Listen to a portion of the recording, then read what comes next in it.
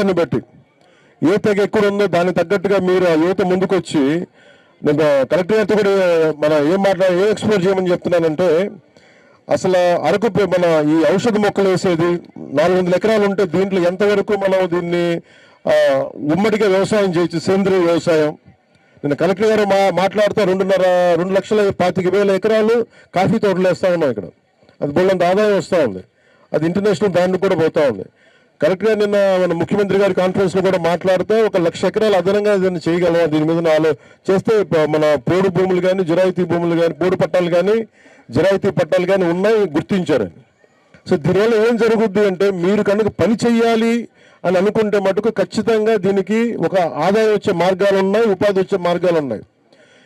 మనం ఈరోజు కూడా ప్రభుత్వంలో కష్టం ఏంటంటే, మనం పని చేయకుండా డబ్బులు రావాలి అంటే డబ్బులు రావు. నాలాంటి పని చేస్తేనే డబ్బులు వస్తాయి. పని చేయకుండా మనం